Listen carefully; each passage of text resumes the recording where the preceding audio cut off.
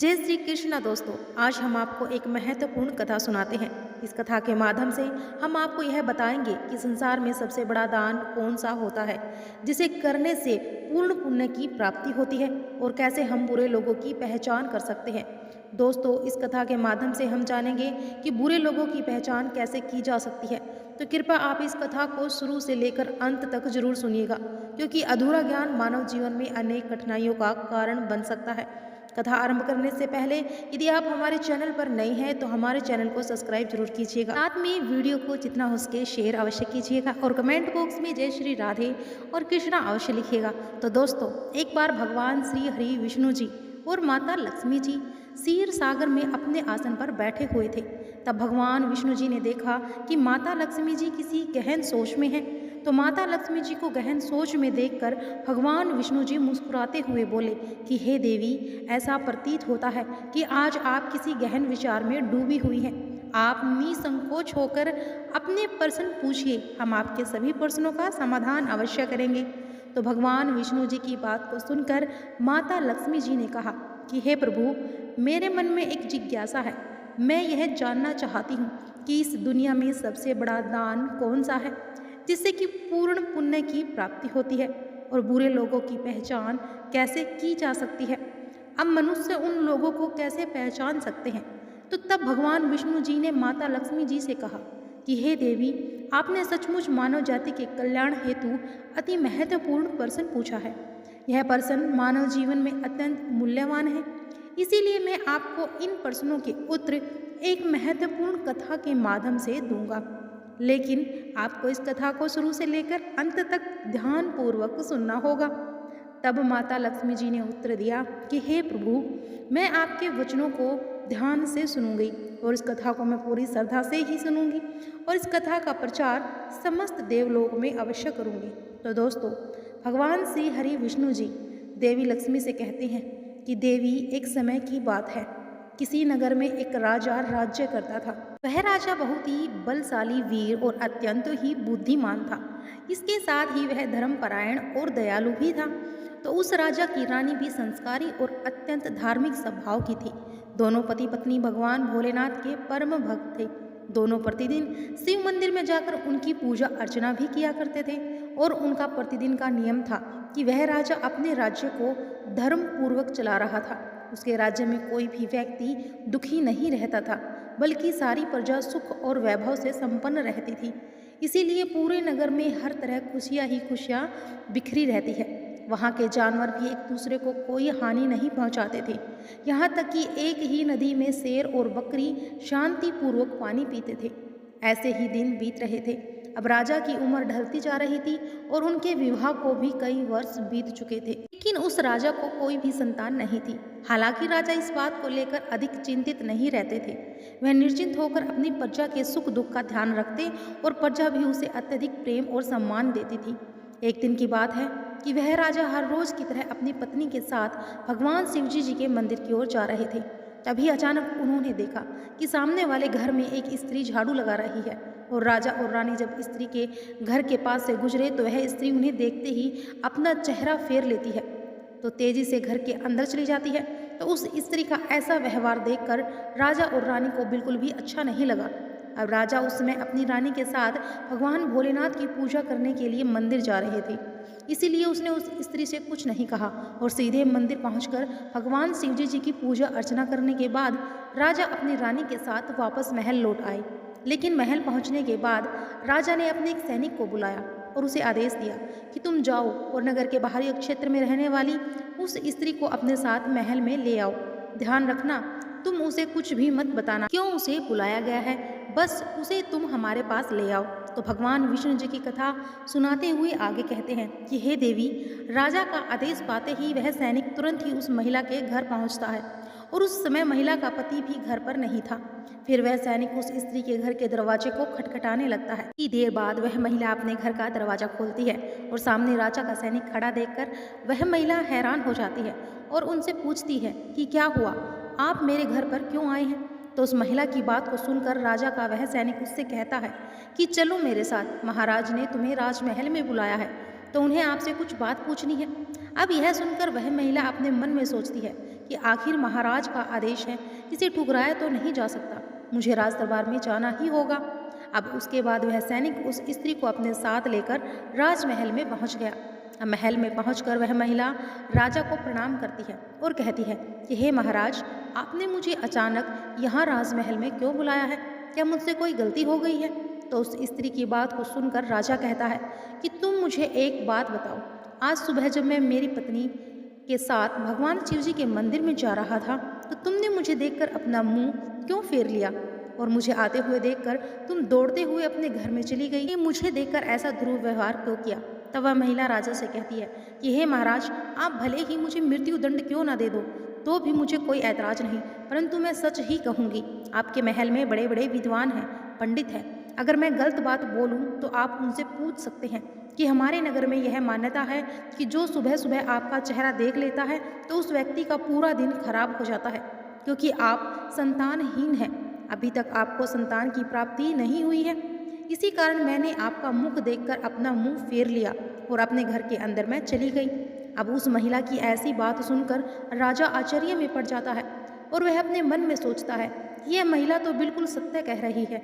यदि किसी नगर के राजा को संतान नहीं हो तो वह उसकी प्रजा के लिए बिल्कुल भी शुभ नहीं माना जाता।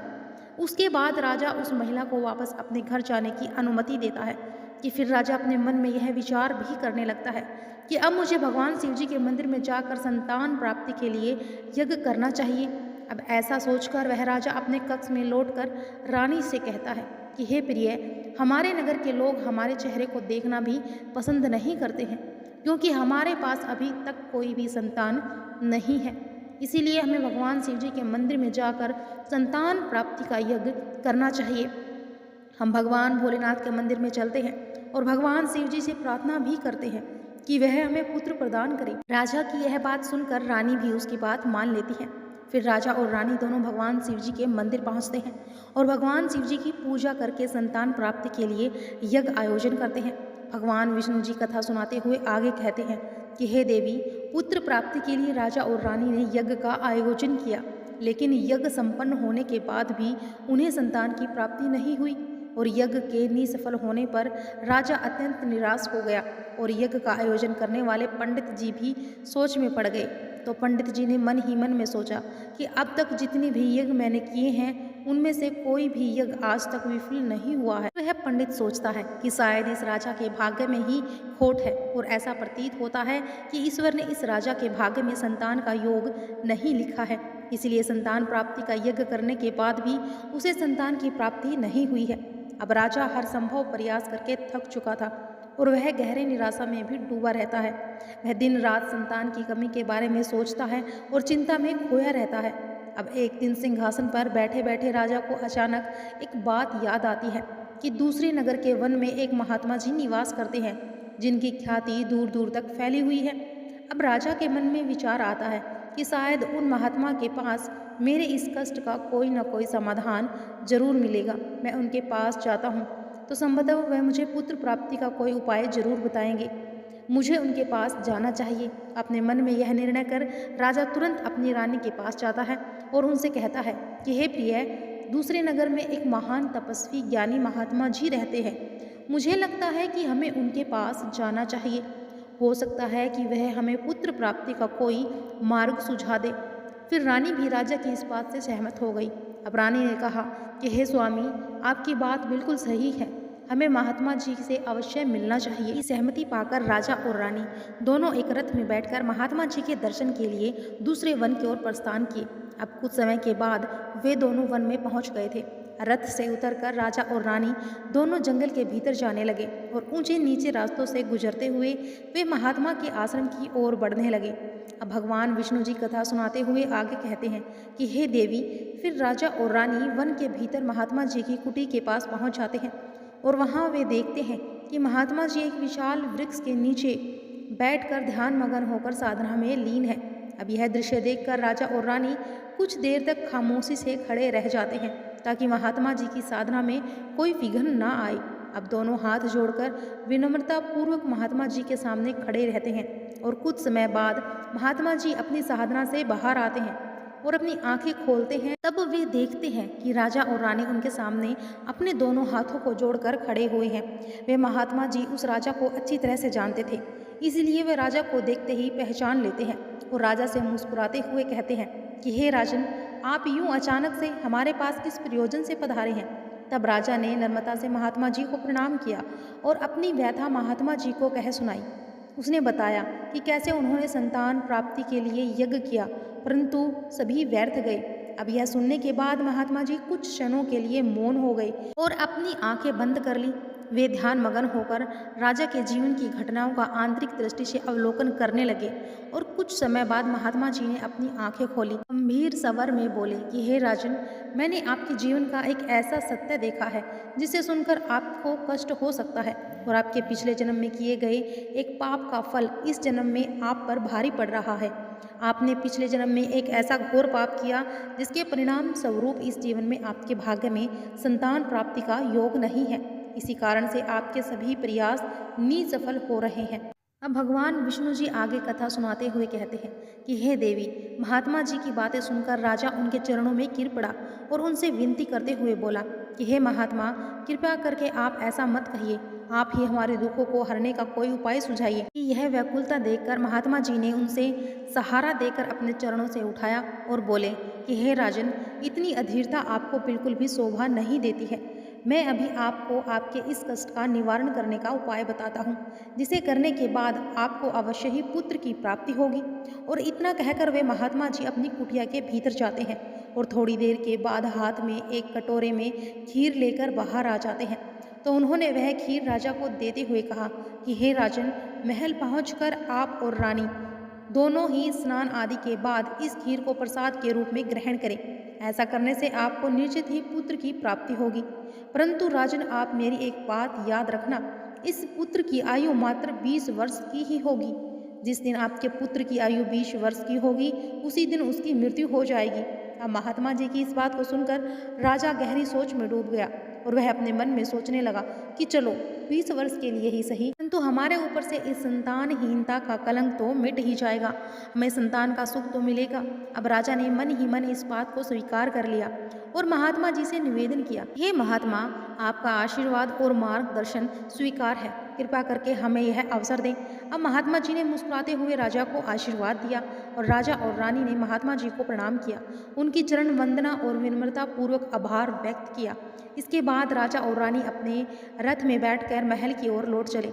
इसके बाद महल पहुंचकर राजा और रानी ने स्नान आदि कर भगवान भोलेनाथ जी का प्रसाद मानते हुए श्रद्धा से उस खीर को ग्रहण करते हैं और उसके कुछ ही दिनों बाद रानी गर्भवती हो जाती है, जिससे रानी बहुत ही प्रसन्न भी हो जाती है। यह शुभ समाचार सुना तो वह भी खुशी से झूम उठे।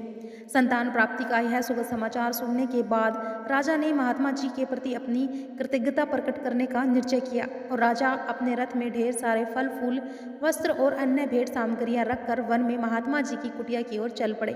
अब कुटिया के निकट पहुंचकर राजा ने अपने रथ को रोक दिया और विनम्र भाव से नीचे उतरकर महात्मा जी के पास पहुंचते हैं।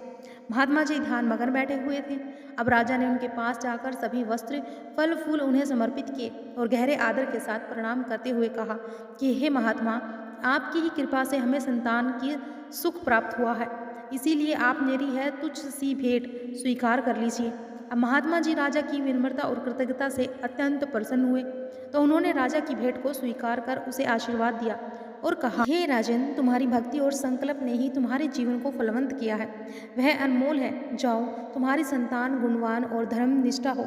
उसके बाद राजा ने महात्मा जी का आशीर्वाद पाकर उनसे विदा ली। में बैठकर वापस अपने महल की ओर प्रस्थान करते हैं। महल में लौटकर राजा बहुत ही खुशियां मनाता है। भगवान विष्णु जी कथा सुनाते हुए आगे कहते हैं कि हे देवी, ऐसे ही दिन गुजर रहे थे। आखिरकार वह शुभ दिन आया जब राजा के यहाँ एक पुत्र का जन्म हुआ। अब पुत्र के जन्म से जैसे महल में खुशियों की बहार बहने लगी हो। ने पुत्र प्राप्ति की खुशी में पूरे नगर में उत्सव का आयोजन किया। महल को फूलों और रंग बिरंगी लाइटों से सजाया गया। पूरी प्रजा में मिठाइयाँ बांटी गई और राजा ने अपने पुत्र का नाम शौर्यवीर रखा और वह अपने पिता के ही गुणों का प्रतीक बनते हुए बड़ा होने लगा। अपने पिता की तरह ही धर्मनिष्ठ, आत्मानुरागी और भगवान में लीन रहने वाला था। वह भक्ति के गुण उसमें प्रकट होने लगे, जिससे राजा का हृदय गर्व से भर उठता है। शौर्यवीर के गुणों और आचरण को देखकर सभी आश्वासित थे। वह एक दिन अपने पिता की तरह महान राजा बनेगा। अब जैसे जैसे समय बीतता है, राजा का हृदय गर्व और खुशी से भरता गया। संतान सुख की प्राप्ति ने उसकी सभी चिंताओं को मानो हर लिया था और अपने पुत्र में संपूर्ण संसार का आनंद खोजने लगा था। वह राजा पुत्र के प्रति अपने स्नेह में इतना डूब गया, वह भूल बैठे कि उनके पुत्र की आयु मात्र 20 वर्ष की है। अब भगवान विष्णु जी कथा सुनाते हुए आगे कहते हैं कि हे देवी, फिर एक दिन जब उस राजा को यह बात याद आती है, उसके पुत्र की आयु तो मात्र 20 वर्ष की ही है। इसीलिए जब राजा के पुत्र शौर्यवीर की आयु 15 वर्ष की हो जाती है, तब वह राजा दिन रात पुत्र के भविष्य को लेकर व्याकुल रहने लगा। इसी बीच एक अन्य नगर में एक महान पराक्रमी राजा का राज्य था। उस राजा की एकमात्र पुत्री थी, जो अपनी सुंदरता और दयालुता के लिए प्रसिद्ध थी। वह देखने में ऐसी लगती थी मानो स्वर्ग से अप्सरा स्वयं धरती पर उतर आई हो। वह बहुत ही दानी स्वभाव की थी, क्योंकि उसने अपने माता पिता से धर्म और संस्कारों की शिक्षा ली थी। इसीलिए उसका हृदय करुणा और उदारता से भरा हुआ था। वह प्रतिदिन सुबह उठकर पक्षियों को दाना डालती और अपने द्वार पर आने वाले साधु संतों को भोजन कराती थी। कोई भी भूखा उसके द्वार से खाली हाथ नहीं लौटता था। अब ऐसे ही दिन बीत रहे थे। उस राजा की पुत्री भी अपने गुणों के साथ बड़ी हो रही थी। एक दिन जब शौर्यवीर के पिता को यह बात पता चली, दूसरे नगर में एक धीर वीर और पराक्रमी राजा राज्य करता है और जिसकी पुत्री गुणों की खान है, साथ ही वह अत्यंत सुंदर भी है, तो राजा ने अपने मन में सोचा कि ऐसी धर्मात्मा और तेजस्वी कन्या के साथ अपने पुत्र शौर्यवीर का विवाह करना उचित रहेगा। मुझे इसी प्रकार की कन्या की तलाश थी, जिसके साथ मैं अपने पुत्र का विवाह कर सकूं। इसी विचार के साथ ही राजा ने अपने मन में निर्णय किया कि वह उस राजा से प्रस्ताव रखेगा कि जिससे वह अपने पुत्र शौर्यवीर का विवाह उस सुंदर और धार्मिक कन्या के साथ कर सके। अब भगवान विष्णु जी माता लक्ष्मी जी से कहते हैं कि हे देवी, फिर शौर्यवीर के पिता ने अपने पुत्र के विवाह का प्रस्ताव संदेशवाहक के माध्यम से दूसरे नगर के राजा तक पहुंचाया। जब दूसरे नगर के राजा ने यह प्रस्ताव सुना, तो उसने अपने मन में विचार किया कि चलो अब मुझे अपनी पुत्री का विवाह कर देना चाहिए। मैंने सुना है कि इस राजा के पुत्र की आयु मात्र 20 वर्ष की ही है और इस राजा का पुत्र बहुत ही योग, पराक्रमी और धर्मपरायण है। भले ही उसकी आयु का भविष्य अनिश्चित हो, इसीलिए अगर उसके यहाँ कोई पुत्र पैदा हो गया तो उसका वंश आगे बढ़ता रहेगा, जिससे पुत्री भी अपनी संतान के साथ सुखी रहेगी। अब इन विचारों को मन में संजोए हुए राजा ने शौर्यवीर के विवाह का प्रस्ताव को स्वीकार कर लिया और कुछ ही दिनों के भीतर सुमुहूर्त में शौर्यवीर का विवाह उस राजकुमारी के साथ हो गया। अब राजकुमारी न केवल सुंदर थी, बल्कि बहुत ही दयालु स्वभाव की भी थी। उसने अपने बचपन से ही यह नियम अपनाया था कि जब तक वह किसी भूखे या असहाय प्राणी को भोजन नहीं करवाती, तब तक वह स्वयं भोजन ग्रहण नहीं करती थी। उसके माता पिता ने उसे सेवा और दान की भावना सिखाई थी और उसने अपने जीवन का अटूट हिस्सा उसे बना लिया था। विवाह के पश्चात राजकुमारी का यह नियम उसके ससुराल में भी जारी रहा। हर सुबह वह महल के द्वार पर जाकर जरूरतमंद लोगों को भोजन करवाती और अपने हाथों से उन्हें अन्न दान करती। उसकी यह दया भावना देखकर महल के सभी लोग उसका बहुत सम्मान करने लगे थे। धीरे धीरे ऐसे ही समय गुजर रहा था और हर गुजरते दिन के साथ शौर्यवीर की उम्र भी बढ़ रही थी और राजा और रानी को इस बात को लेकर मन ही मन चिंतित रहते थे कि उनका पुत्र अब अपने जीवन के अंतिम समय की ओर बढ़ रहा है। और उन्होंने महात्मा की वह भविष्यवाणी हमेशा याद रहती थी कि शौर्यवीर की आयु केवल 20 वर्ष की ही होगी। इस दुखद सत्य को केवल राजा और रानी ही जानते थे। उन्होंने यह बात किसी और को नहीं बताई थी, ताकि महल में कोई चिंता का माहौल ना बने। अब जैसे जैसे शौर्यवीर की आयु 20 वर्ष की ओर बढ़ती जा रही थी, राजा और रानी के दिल की धड़कनें भी तेज होती जा रही थी। अपने पुत्र के प्रति उनका प्रेम और मोह इतना अधिक था कि वे चाहकर भी इस चिंता से मुक्त नहीं हो पा रहे थे। अब भगवान विष्णु जी आगे कथा सुनाते हुए कहते हैं कि हे देवी, दिन भी आ जाता है जब शौर्यवीर के जीवन के मात्र 3 दिन शेष रह जाते हैं। अब राजा और रानी का दिल भारी हो जाता है। राजा बार बार अपने मन में सोचने लगा कि अब मैं क्या करूं? मेरा पुत्र 3 दिन बाद मुझसे हमेशा के लिए दूर हो जाएगा। क्या कोई उपाय नहीं है जिससे मैं उसे बचा सकूं? रानी भी इस दुख से भरी थी और हर पल अपने पुत्र के जीवन की कल्पना करती रहती। इसीलिए उनके पुत्र मोह ने उन्हें बीमार और कमजोर बना दिया था। दोनों इतने दुखी थे कि अब उन्होंने भोजन करना भी छोड़ दिया था, परंतु अपनी पीड़ा को उन्होंने किसी के सामने प्रकट नहीं किया। वे नहीं चाहते थे कि महल के लोग उनके पुत्र की मृत्यु की बात सुनकर दुखी हो और चिंता में पड़ जाए। फिर वह आखिरी दिन भी आ पहुंचा, जिस दिन सूर्यवीर की आयु पूरी होने वाली थी, उसकी मृत्यु होनी थी। फिर उस दिन जैसे ही सुबह हुई, राजा और रानी अपनी चिंता और दुख से व्याकुल होकर भगवान भोलेनाथ जी के मंदिर में बैठकर उनकी पूजा अर्चना करने लगे। दोनों ने भगवान भोलेनाथ से प्रार्थना करते हुए कहा, हे प्रभु, आप कृपा करके हमें पुत्र की मृत्यु होने के दुख को सहन करने की शक्ति दीजिए। हम जानते हैं कि जो भी किसी के भाग्य में लिखा होता है उसे कोई बदल नहीं सकता, वह होकर ही रहता है, परंतु हमारे लिए यह समय बहुत ही कठिन है। उधर राजकुमार सूर्यवीर की पत्नी अपने दैनिक कर्म के कर्मों में लगी हुई थी और हर दिन की तरह वह भूखे, गरीब और निर्धनों को भोजन करा रही थी और पक्षियों को दाना डाल रही थी और जरूरतमंदों की सहायता में लगी थी। उसे अपने पति की आयु के बारे में कुछ भी नहीं पता था, इसीलिए वह निश्चिंत होकर अपने कार्यों में मगन थी। इसी बीच यमलोक में धर्मराज जी ने देखा कि आज राजकुमार सूर्यवीर की मृत्यु का दिन है, तो उन्होंने तुरंत ही अपने 2 प्रमुख दूतों को बुलाया और उन्हें आदेश दिया कि जाओ, अब से कुछ समय बाद राजकुमार सूर्यवीर के प्राण उसके शरीर से हर कर ले आओ, परंतु ध्यान रहे कि उसकी मृत्यु एक विशेष कारण से होनी चाहिए। उसकी मृत्यु एक सांड द्वारा उसे पीछे से ठोकर मारने से ही होगी। जब वह सांड राजकुमार सूर्यवीर को पीछे से ठोकर मारेगा, तभी उसके प्राण हमारे पास आ सकेंगे। इसके लिए तुम दोनों एक सांड के पास जाकर उसे राजकुमार सूर्यवीर की मृत्यु के लिए प्रेरित करो। और धर्मराज के आदेश अनुसार वे दोनों दूत यमलोक से धरती पर जाने के लिए तत्पर हो गए। अब भगवान विष्णु जी माता लक्ष्मी जी से कहते हैं कि हे देवी, वे दोनों यमदूत राजकुमार सूर्यवीर के प्राण लेने के लिए आकाश मार्ग से होते हुए पृथ्वीलोक पर पहुंच जाते हैं। दूसरी ओर धर्मराज की माया के प्रभाव से एक सांड ने अपने मन में सोचा कि आज मुझे राजमहल के सुंदर बगीचे में प्रवेश करना चाहिए और वहां घूमना चाहिए। मुझे देखना चाहिए कि राजमहल का बगीचा कैसा है। फिर बिना किसी रुकावट के वह सांड धीरे धीरे चलते हुए महल के बगीचे में जा पहुंचा। संयोग से वह यही बगीचा था जहां राजकुमार सूर्यवीर प्रतिदिन टहलने के लिए आते थे। धर्मराज की माया से प्रेरित होकर वह सांड जैसे ही बगीचे में प्रवेश करता है, तो वहां जाकर वह घास चरने लगा और इधर उधर घूमने लगता है। उसी समय धर्मराज जी के 2 दूत राजमहल के बगीचे के द्वार पर खड़े हो गए। वे दोनों बगीचे के भीतर की गतिविधियों पर नजर बनाए रखते हैं। समय बाद राजकुमार सूर्यवीर उस बगीचे में टहलने के लिए आते हैं। राजकुमार सूर्यवीर को सांड के वहां होने का एहसास बिल्कुल भी नहीं था।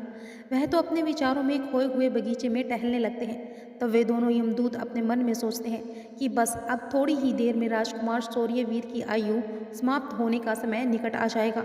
हमें इंतजार है उस पल का जब यह सांड राजकुमार को ठोकर मारेगा, तब हम उसके प्राण लेकर यमलोक लौट जाएंगे।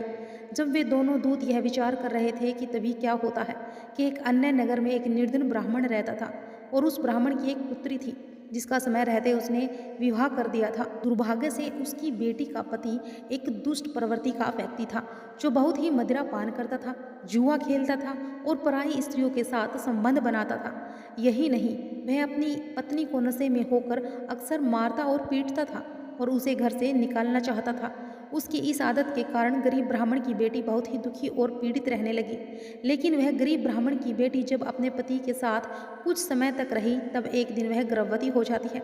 इसीलिए एक दिन उसने अपने पति की मारपीट से तंग आकर उसे छोड़कर वह अपने पिता के घर यानी कि अपने मायके चली आती है और वह आंसुओं से भरी आंखों के साथ अपने पिता से कहती है कि पिताजी, आज के बाद मैं अपने पति के साथ नहीं रह सकती क्योंकि वह मुझे रोज मारता पीटता है और बुरी तरह से अपमानित करता है। मैं उसके साथ नहीं रह सकती और मैं उसके इस व्यवहार से तंग आकर उसको छोड़कर मायके चली आई हूँ। मुझे क्षमा कर दीजिएगा, पर अब मैं अपने मायके में ही रहना चाहती हूँ। उसका पिता अब बहुत ही वृद्ध हो चुका था और अब उसकी कमाई का कोई ठोस साधन नहीं था, जिसके कारण उसे प्रतिदिन नगर के विभिन्न घरों में जाकर भिक्षा मांगनी पड़ती थी ताकि वह किसी प्रकार अपने और अपने परिवार का पेट भर सके। भगवान विष्णु जी आगे कथा सुनाते हुए कहते हैं कि हे देवी, जब उसकी बेटी का गर्भकाल पूरा हुआ तो उसने एक सुंदर पुत्र को जन्म दिया, लेकिन जन्म देने के बाद उसे बहुत तेज भूख लगने लगी और उसे भोजन की आवश्यकता थी। अब प्रसव के बाद भूख कई गुना बढ़ जाती है, इसीलिए वह अपने पिता से भोजन मांगने लगी और दुर्भाग्यवश उसके पिता सुबह से ही भिक्षा के लिए नगर नगर गए हुए थे, परंतु रोज रोज भिक्षा मांगने के कारण उस दिन किसी ने उसे भिक्षा नहीं दी। और भगवान विष्णु जी आगे कहते हैं कि देवी, गरीबी किसी भी मनुष्य के लिए एक बहुत बड़ा अभिशाप होता है और यह उसके आत्मसम्मान और अस्तित्व के लिए अत्यंत पीड़ादायक होता है। उधर उस गरीब ब्राह्मण को किसी ने भी भोजन नहीं दिया, इसीलिए वह खाली हाथ घर ही लौट आता है। इधर उसकी पुत्री से भूख बर्दाश्त नहीं होती है और वह बहुत व्याकुल हो जाती है। जब वह वृद्ध ब्राह्मण निराश होकर खाली हाथ घर लौटा और उसकी बेटी ने उसे बिना भोजन के आते देखा, तो वह दुखी होकर रोते हुए अपने पिता से बोली कि पिताजी, अब मुझसे भूख सहन नहीं होती है। पूरे 3 दिन बीत चुके हैं और मैंने भोजन का एक भी कण नहीं खाया है। अब तो ऐसा लगता है कि भूख के कारण मेरे प्राण ही निकल जाएंगे। लेकिन अगर आपको कुछ भिक्षा में मिला हो तो मुझे खाने को दे दीजिए, नहीं तो मेरे प्राण निकल जाएंगे। तब उसका वृद्ध पिता अपनी बेटी को सांत्वना देते हुए कहता है कि पुत्री, मैं कुछ ही देर में लौटूंगा। मैं अब दूसरे नगर में जाऊंगा और वहाँ के राजा के महल के द्वार पर जाकर भिक्षा मांगूंगा।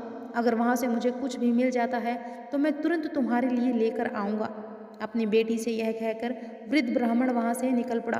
कुमार शौर्यवीर की पत्नी, जो कि रोजाना गरीबों को भोजन करवाती थी, उस दिन उस नगर के राजा और रानी दोनों अत्यधिक बीमार पड़ गए थे, क्योंकि पुत्र और मोह के कारण वे बहुत ही चिंतित थे। और शौर्यवीर की पत्नी उनके कक्ष में थी, इसीलिए आज उसने गरीबों को भोजन नहीं करवाया था, परंतु उसने अपने पति के लिए भोजन बनाया था और भोजन की थाल सजाकर रख दी थी कि जब उसका पति बगीचे से लौटेगा तो वह उसे भोजन कराएगी, क्योंकि उसका पति अपने माता पिता के पास बैठकर उनकी सेवा करके अपने बगीचे में घूमने के लिए गया हुआ था। अब भगवान विष्णु जी कथा सुनाते हुए आगे कहते हैं कि हे देवी, इधर वह वृद्ध ब्राह्मण राजमहल के द्वार पर पहुंच जाता है। जब राजकुमार की पत्नी ने उसे देखा तो उसके मन में वृद्ध ब्राह्मण के प्रति दया उमड़ आई और उसके बाद वह वृद्ध ब्राह्मण उस राजकुमारी की पत्नी की तरफ देखकर उसे कहता है कि हे पुत्री, यदि मुझे इसमें से कुछ भोजन मिल जाए तो तुम्हारा बड़ा ही उपकार होगा। अब राजकुमार की पत्नी को उस ब्राह्मण की बात सुनकर उस पर दया आ जाती है और उसने सोचा कि यह तो कोई गरीब ब्राह्मण है जो भूखा है और मुझसे कुछ भोजन मांग रहा है। अब यह सोचकर राजकुमारी की पत्नी उसे भोजन देने के लिए तैयार हो गई, लेकिन अचानक वह अपने मन में सोचने लगी कि यह भोजन तो मैंने अपने पति के लिए बनाया है, अगर मैं इसमें से यह भोजन दे दूंगी तो मेरे पति क्या खाएंगे। लेकिन अगले ही पल उसने सोचा कि मेरे पति तो अब भी बगीचे में घूमने के लिए गए हुए हैं, तब तक मैं यह भोजन इस गरीब ब्राह्मण को दे देती हूँ और जब मेरे पति वापस आएंगे तो मैं उनके लिए एक नया भोजन बना दूंगी। यह भूखे ब्राह्मण की सहायता करना अधिक आवश्यक है। अपने मन में यह सोचकर राजकुमारी की पत्नी ने अपने पति के लिए बनाया हुआ भोजन उस भूखे ब्राह्मण को दे दिया और उसके बाद वह ब्राह्मण भोजन की थाली लेकर जल्दी जल्दी अपने नगर की ओर रवाना हो गया और वह भोजन लेकर अपने घर आ गया। और जो उसकी पुत्री 3 दिनों से भूखी थी, उसने 3 दिनों में कुछ भी नहीं खाया था। उसके चेहरे पर भूख की पीड़ा साफ झलक रही थी। उसने वह भोजन अपनी बेटी को खिला दिया। उधर राजकुमार शौर्यवीर, जो बगीचे में टहलने गए थे, अपने कक्ष की ओर वापस लौट रहे थे कि बगीचे के बाहर खड़े यमदूत राजकुमार के प्राण लेने के लिए तैयार थे और एक सांड भी धर्मराज की माया से प्रेरित होकर वहीं घूम रहा था। अब वे दोनों यमदूत मन में सोच रहे थे कि बस कुछ ही पल बाकी है और जैसे ही सांड राजकुमार को पीछे से ठोकर मारेगा, हम राजकुमार के प्राण हर लेंगे और यमलोक लौट जाएंगे। भगवान विष्णु जी माता लक्ष्मी जी से कहते हैं कि हे देवी, इधर वह वृद्ध ब्राह्मण अपने घर पहुंचा और उसने तुरंत अपनी बेटी को वह भोजन भी खिला दिया था। तब उसकी बेटी उसे कहने लगी कि पिताजी, यह भोजन आप कहाँ से लाए हैं। तब वृद्ध ब्राह्मण ने उत्तर देते हुए कहा कि पुत्री, यह भोजन मुझसे दूसरे नगर की महारानी ने दिया है। उस नगर के राजा की पुत्रवधू बहुत ही दयालु उदार हृदय की है। उसने मुझ पर दया करके मुझे यह स्वादिष्ट भोजन दिया है। अब उस भोजन को देखकर उस वृद्ध ब्राह्मण की बेटी की आत्मा से आशीर्वाद निकलने लगा कि वह भगवान से प्रार्थना करने लगी कि हे भगवान, जिसने भी मेरे पिता को यह भोजन दिया है उसका सुहाग अमर रहे और वह सदा सौभाग्यवती बनी रहे।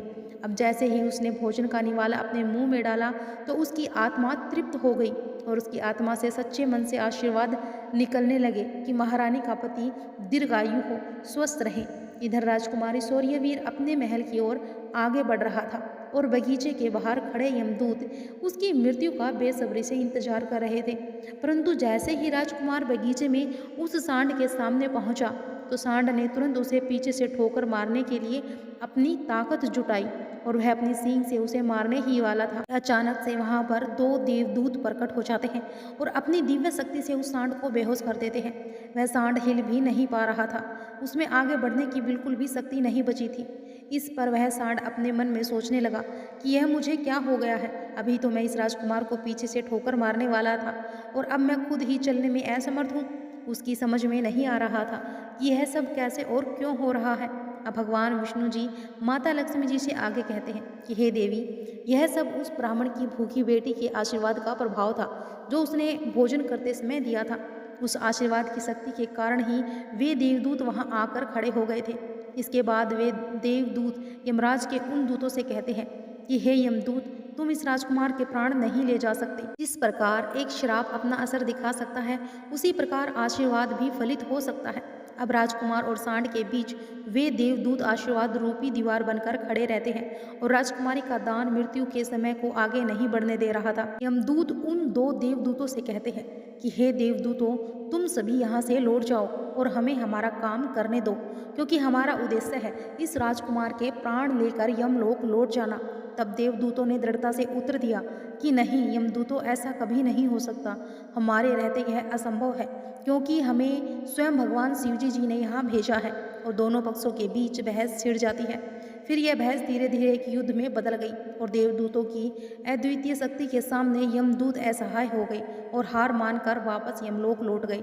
अब यमलोक में पहुंचकर यमदूतों ने यमराज जी से कहा कि महाराज, हम उस राजकुमार के प्राण नहीं ले पाए।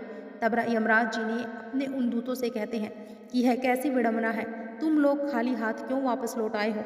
यमराज जी की यह बात सुनकर यमदूत यमराज जी से कहते हैं कि हे महाराज, हम उस राजकुमार के प्राणों को लेने के लिए गए थे, लेकिन अचानक से पता नहीं दो देवदूत हमारे सामने आकर खड़े हो गए। दोनों के सामने हमारी कोई भी शक्ति काम नहीं कर पाई। अब यमराज जी यह सुनकर सोच में पड़ गए और बोले, ऐसी कौन सी बड़ी शक्ति है जो उस राजकुमार की मृत्यु के मार्ग में बाधा बन रही है। फिर वे यमदूत यमराज जी से कहते हैं कि हे महाराज, एक तो उसके दान की शक्ति और आशीर्वाद की शक्ति, जिसने देवदूतों को और भी शक्तिशाली बना दिया। तब यमराज जी अपने दूतों से कहते हैं कि लगता है यह कार्य तुमसे नहीं हो पाएगा, तुम लोग रहने दो, मुझे स्वयं पृथ्वीलोक पर जाकर उस राजकुमार के प्राण लेने होंगे। अब भगवान विष्णु जी आगे कथा सुनाते हुए कहते हैं कि फिर वह अपने दूतों से इतना कहकर यमराज जी स्वयं पृथ्वीलोक पर पहुंच जाते हैं और उस राजा के महल के बगीचे में प्रकट हुए। वहां पर उन देवदूतों से यमराज जी कहते हैं कि हे देवदूत, क्या तुम लोग नहीं जानते कि विधि का विधान अटल है। जब किसी की आयु पूरी हो जाती है तो उसे यमलोक जाना ही होता है और इस राजकुमार की आयु अब पूर्ण हो चुकी है, इसीलिए मैं इसके प्राण लेने आया हूँ। तब वे देवदूत ने यमराज से कहा कि हे प्रभु, आप हमें बताइए कि ब्रह्मा जी और विष्णु जी तक को भी श्राप का प्रभाव सहना पड़ा था। यदि श्राप का मान रखा जा सकता है तो क्या आशीर्वाद का मान नहीं रखा जा सकता। अब इस राजकुमार को भूखे को भोजन देने का आशीर्वाद प्राप्त है। तो उन देवदूतों की यह बात सुनकर यमराज जी उन देवदूतों से कहते हैं कि आप लोग सत्य कह रहे हैं, परंतु अब मुझे क्या करना होगा। तब वे देवदूत यमराज जी से कहते हैं कि हे प्रभु, आप इस राजकुमार की आयु 100 वर्ष कर दीजिए, इसके बाद ही आप इस राजकुमार के प्राण लेने के लिए पधार सकते हैं और यही भगवान शिवजी जी का आदेश है। अब उन देवदूतों की बात मानकर यमराज जी ने राजकुमार सूर्यवीर की आयु 100 वर्ष कर दी और वापस अपने यमलोक लौट गए।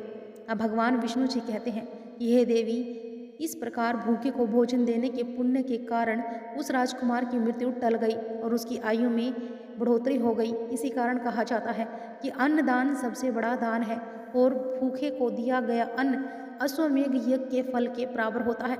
अब भगवान विष्णु जी माता लक्ष्मी जी से कहते हैं कि हे देवी, अब तो आपके सभी प्रश्नों के उत्तर आपको मिल गए होंगे। तब माता लक्ष्मी जी भगवान श्री हरि विष्णु जी से कहती हैं कि हे प्रभु, ये अनमोल ज्ञान प्रदान किया है, मेरे सभी प्रश्नों का समाधान भी कर दिया है, इसीलिए मैं आपको विश्वास दिलाती हूँ कि मैं इस कथा का विस्तार समस्त संसार में अवश्य करूँगी। तो दोस्तों, आशा है कि यह कथा आपको ज़रूर पसंद आई होगी। अगर आपको यह कथा पसंद आई हो तो इस कथा को शेयर अवश्य करें और कमेंट में जय श्री कृष्णा श्री राधे राधे अवश्य लिखें। हर हर महादेव।